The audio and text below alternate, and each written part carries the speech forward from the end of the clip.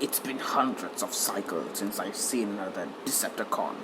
The last time my former competitors raced past me through the tunnels, I watched from the shadows, satisfied to see they were still alive, but never reaching out.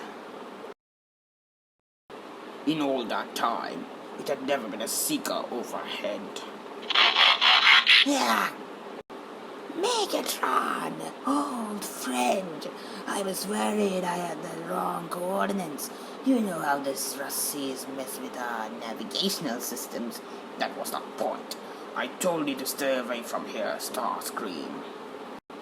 I hate to see any of my soldiers like this, especially the foolhardy ones. Well, you know what they say about me.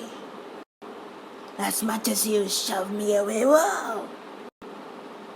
I am forever your loyal lieutenant. You fool! The gases of the Rust seas are already threatening to iterate him. I can't leave him on the surface. Being in Starscream's presence, it's as if the universe's most inconvenient virus compels me to fix her poor bot. I chose not to think of how I've sent my coordinates out to the Seekers in case they needed me. They can't possibly still need me. I imagine this is what a Dinobot Joy Toy must feel like. It's certainly what I imagined one looked like. Stay down, Starscream. What happened to you? Body Scrapper Blah is the one responsible for most of this. I did not feel panic. Why were you fighting Body Scrappers? I wasn't looking for them, I assure you. I don't know how, but they got wind of my recent activities. Now there's a sizable bounty on my head. I must have been overheard, or maybe they've been tracking me since I went out in the desert. The other option is much less pleasant than jet fun. Well, if it's the second, there's nothing that can be done about it now, is there? Anyway, so this is where the great Decepticon leader Megatron has been living. Starscream understands subtlety, can even utilize it when pressed. I'm not falling for this awkward topic change. I like the quiet. So much so you burrowed under the ground like a driller. What do you want, Starscream? The lack of a pressing war is no excuse for long-windedness. You know, this reminds me the first time I ever saw you. Do you remember? The day you showed up, demanding to join the cause.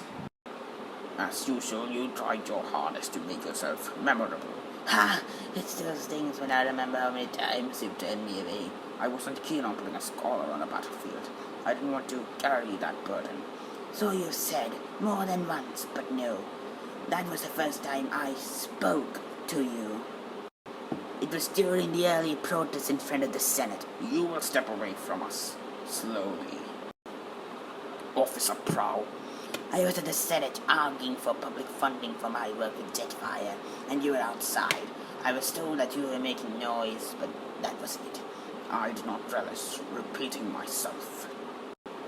The regulations about these protests. Your bodyguard bat over here was far too close to the building, as are you. Is that your excuse for placing hands on him? A reason to attack those that you see as beneath you in society, because you are so rarely challenged in your reckless abuse of your authority. Hurry! If my dear friend Ratbat wasn't on this side of the protest line, was instead part of the weak excuse for a counter-protest from earlier, would you have laid hands on him?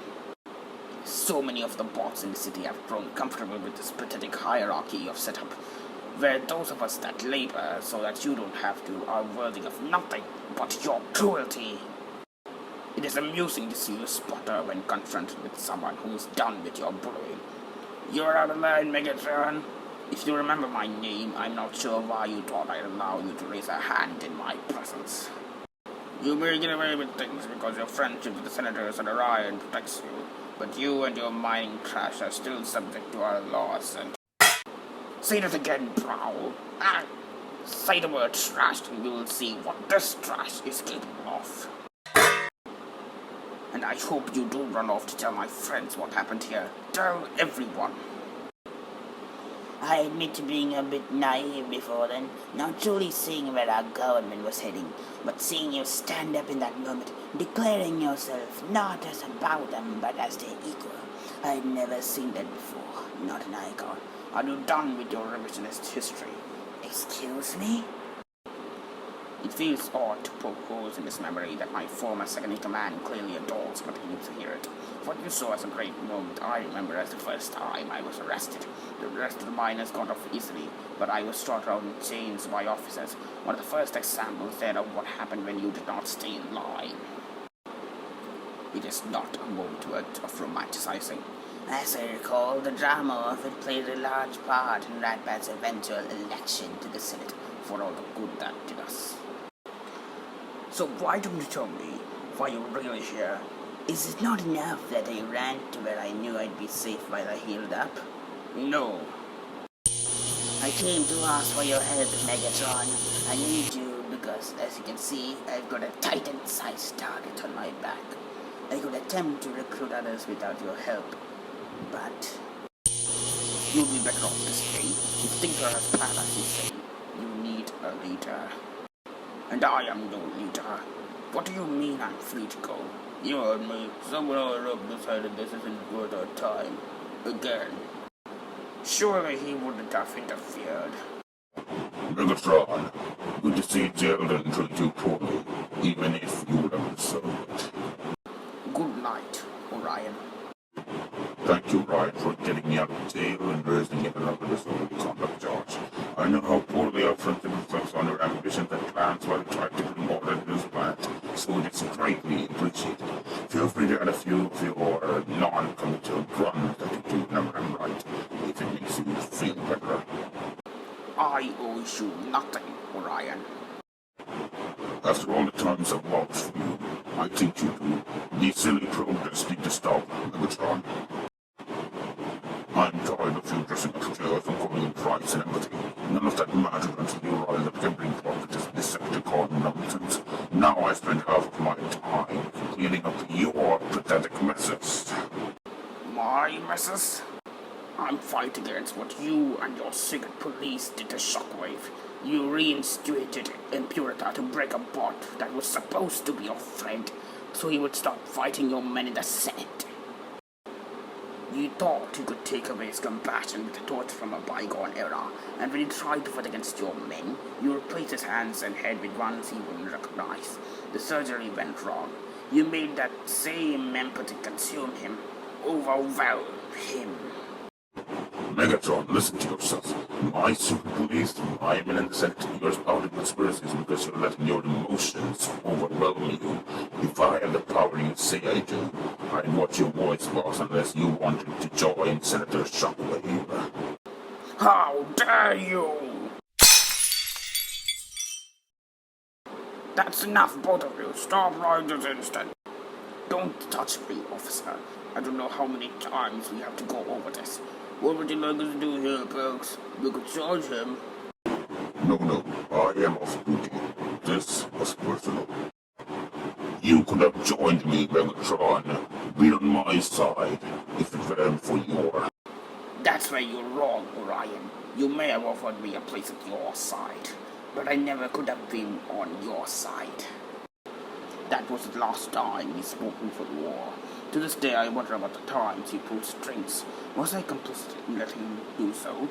Did I do it because my boss needed me outside with them, or was I making my own selfish desires? Perhaps I spent my time in the Russies making up for the time I should have spent in other cages.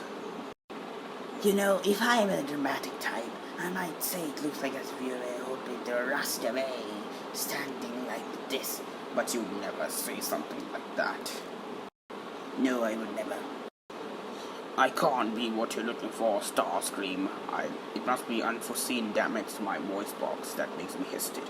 I'm not the leader of the Decepticons anymore. I respect what you think you understand about my influence, but that is not my reality. You would be better off recruit. Absolutely not, Megatron. I did not come all of this way to leave you empty-handed. I need you. I am not your commander anymore. I once had the title, but I was never worthy of it. You may have forgotten what my leadership cost us. Allow me to remind you.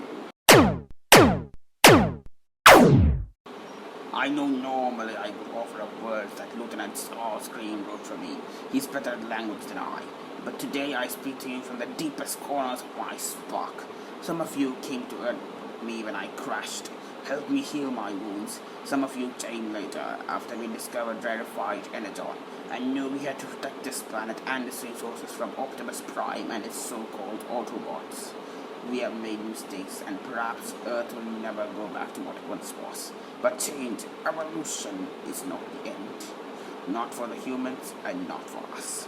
So today, we keep the fight, so that we all might see what the future holds. Do you really believe all that? But the future ends being worth it? I don't have patience for lies, Thundercracker. One would think you'd know that. This has to be worth it. And I promise you, even while things look dark, it will be. We will triumph. I fought like a fool on that battlefield. A fool who threw myself at a monster. I had hoped it would come to this. Old friend. We are past friendships. Ah! We are past nothing, Megatron. Until I say we are. No! Earth crumpled beneath my frame, collapsing under the weight of our war. I decided then I would be a martyr. I have never followed your orders, Prime. I see no reason to start now.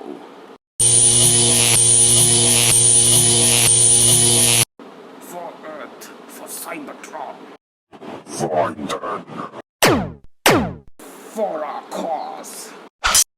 How dare. Martyrdom is laughable, and I know that now. Ah! Give up Decepticon. Because once your wish has been granted, there is nothing left. I laid there for what might have been cycles, decacycles, or kilocycles, until I could hear the footsteps of neither Decepticon or Autobot. With no repairs and leaking energon, I waited for my spark to go out. Megatron, leader of the Decepticons, had died under the boot of our greatest tyrant, and I had once called him a friend. When my spark proved too stubborn to give out, I scoured the land for a ship that may have been left behind. I patched myself up and worked to repair the ship. As I'd soon discover, I should have stayed on Earth. By the time I returned, most of us had scattered or died. Optimus and Goldberg and Prowl had resorted to infighting, the Autobot warlords free. I never took you for a coward, Megatron, but apparently I should have returned decacycles ago, if this is the nonsense you've come up with in the meantime. Nonsense! I know you do more than replay what I've said, but if words are too difficult at the moment, would you like me to tell you what you've forgotten? Because I remember it differently. We dove into battle, led by a fearless, dashing leader, Starscream. Don't worry, he had equally dashing soldiers at his back. Starscream! Always wanted to seek a trophy. But that wasn't what we spoke about after that battle on Earth. Ah! We spoke of how you saved Thundercracker with a point-blank shot that led to Bumblebee needing a new body.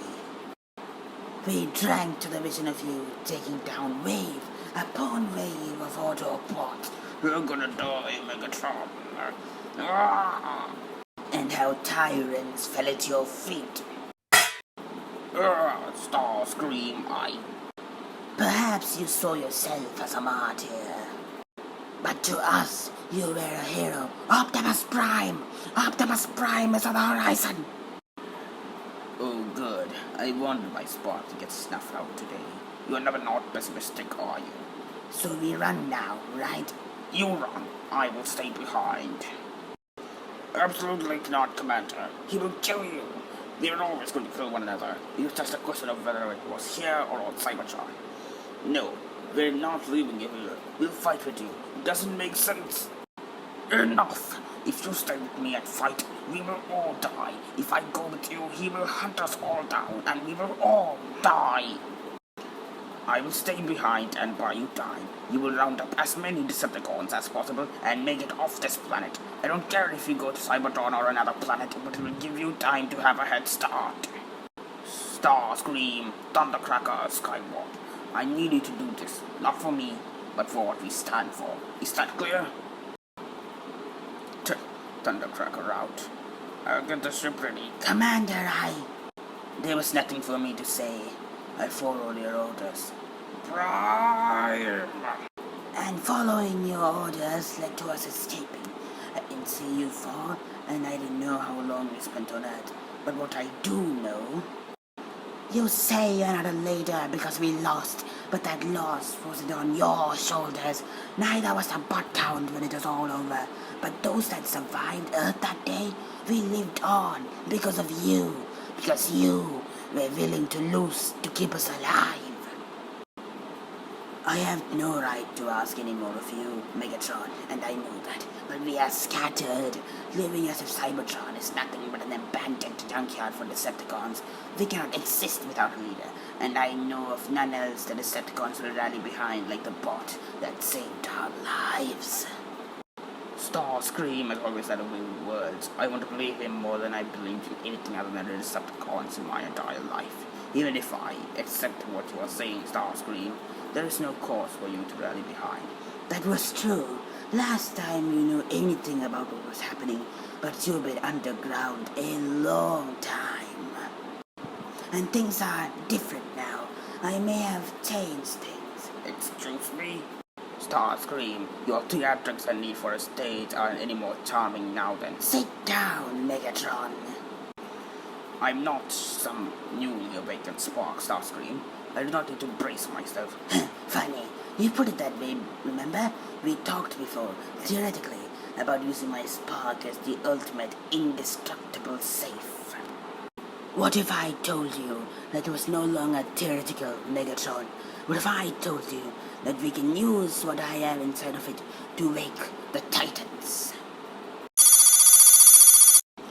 We can take back Cybertron.